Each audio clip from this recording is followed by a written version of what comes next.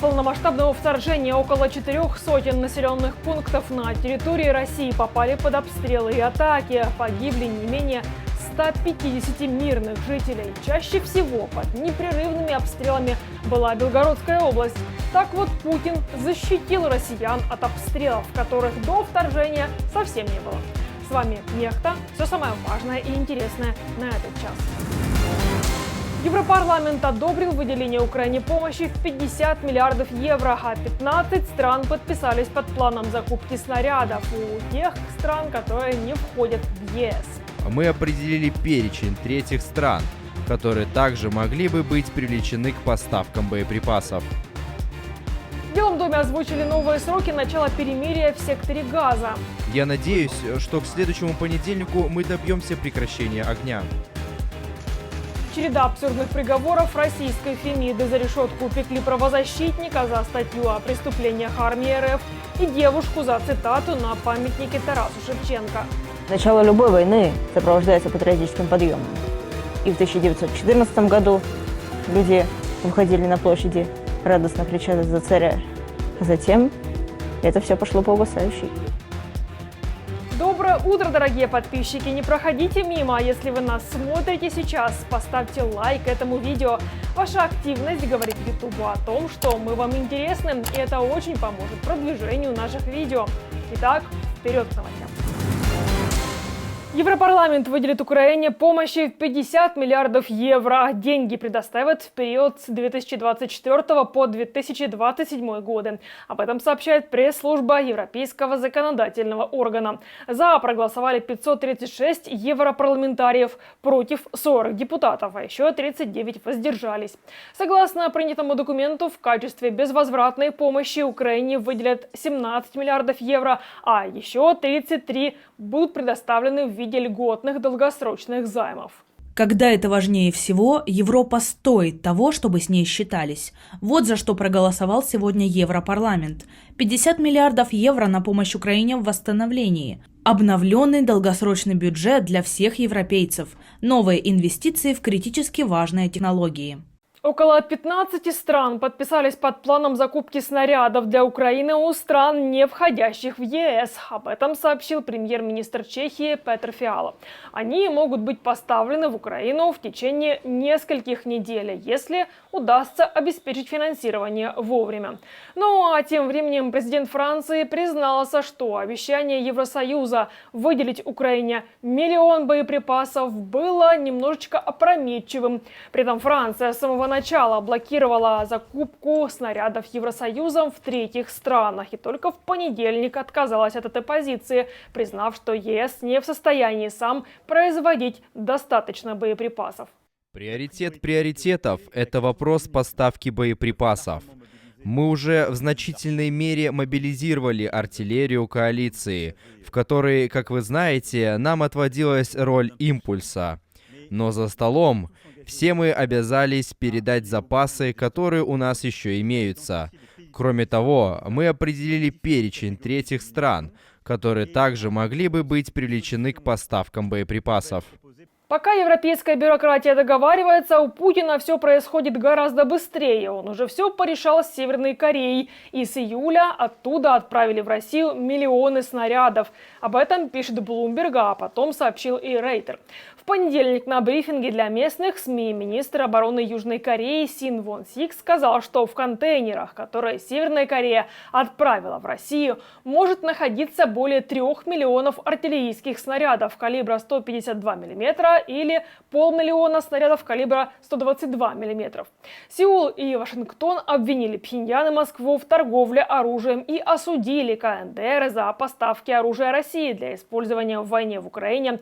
Россия и КНДР это отрицали, хотя и обещали укреплять военное сотрудничество.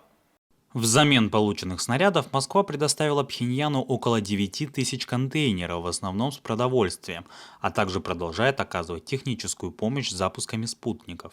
КНДР может запустить еще один спутник уже в следующем месяце. В Белом доме озвучили новые сроки начала перемирия в секторе Газа. По словам Байдена, в Израиле не против остановить боевые действия на время Рамадана. Это событие станет отличным шагом к миру на Ближнем Востоке. Ну, я надеюсь, что к концу выходных, в конце выходных, мой советник по нацбезопасности говорит мне, что мы близки, но еще не закончили. Я надеюсь, что к следующему понедельнику мы добьемся прекращения огня.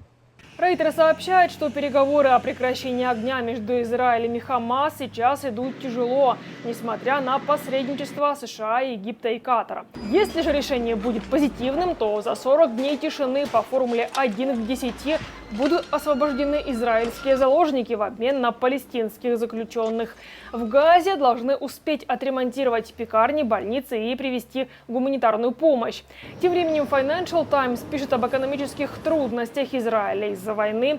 Тель-Авив планирует взять около 60 миллиардов долларов в долг, заморозить прием на работу и госслужбу, а также повысить налоги. Из-за войны экономика Израиля в последнем квартале 2023 года сократилась почти на 20% в годовом исчислении. Но в Минфине уверены, что она начнет восстанавливаться по мере демобилизации резервистов и увеличения потребительских расходов. Очередной сбой в работе соцсетей. Пользователи из России сообщают о перебоях в работе Telegram, YouTube, Zoom, VPN-сервисов, ВКонтакте, WhatsApp и Viber. Сбой подтвердили и в Центре мониторинга и управления сетью связи общего пользования. Это уже третий крупный сбой в работе российского интернета с начала года. Источники российского Forbes в телекоммуникационной отрасли утверждают, что сбой в работе интернета с большой долей вероятности – это результат действий Роскомнадзора. Есть ряд сайтов, платформ, недружественных, то есть запрещенной меты, которые будут со временем ограничивать наших пользователей к доступу к этим платформам. В том числе и ряд VPN-сервисов, которые работают на территории Российской Федерации нелегально. Соответственно, происходит ряд перенастроек у систем Роскомнадзора, и в рамках этих перенастроек ряд систем могут условно падать. Поэтому этот сбой уже не первый, мы и в прошлом году их наблюдали. Соответственно, это просто работа и настройки соответствующих шлюзов и фильтров самого Роскомнадзора и технологий, которые будут предотвращать доступ к этим платформам. Правозащитника Олега Орлова приговорили к 2,5 годам колонии. На 70-летнего мужчину надели наручники прямо в зале суда. Он едва успел взять заготовленную сумку с вещами. Очевидно, он ожидал этого ареста. Правозащитника дважды судили за одну и ту же антивоенную статью. Первый приговор – это штраф в 150 тысяч рублей, по-видимому, показался прокурором слишком мягким. Поэтому Орлова снова судили по поводу преступлений российской армии в Украине за статью под названием «Им хотелось фашизма, они его получили». Российская Фемида посчитала это дискредитацией с отягчающими обстоятельствами.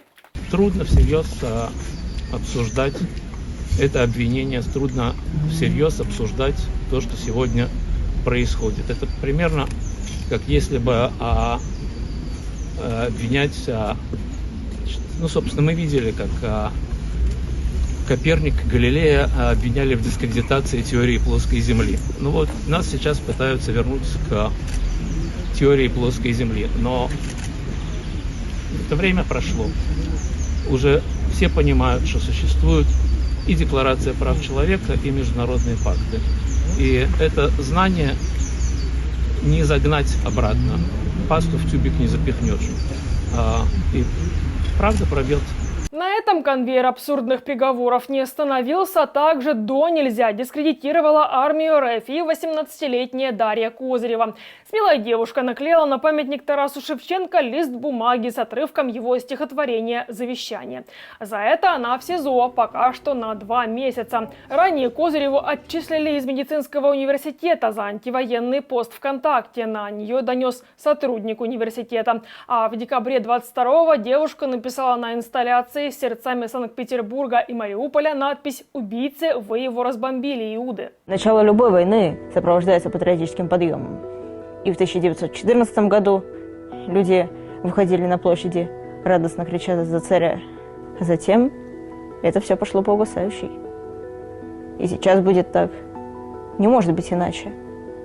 И чем дольше идет эта кровавейшая бойня, бессмысленная абсолютно для народа, и полезная только тем, кто на этом может заработать хорошие барыши на военной промышленности, на чужих заводах, чужих землях, отнятых у Украины оккупацией. Вот только им нужна война. И чем дальше, тем это будет стихийно понятней. Пропагандист Соловьев зарабатывает на вранье миллиарды рублей. О непомерных доходах одного из главных российских пропагандистов написали журналисты-расследователи Delphi Estonia. В текущем году Соловьеву дадут на пропаганду 1,5 миллиарда рублей, а собирались в 2 раза больше. Расследователи проанализировали данные утечки внутренних документов администрации Путина и выпустили серию материалов о том, как работает пропаганда в РФ и на какие деньги. Есть даже команда цензоров для патриотичного кино. Миллиарды рублей идут и на то, чтобы продуцировать подобные шоу, где гости заливают зрителям в уши подобный бред.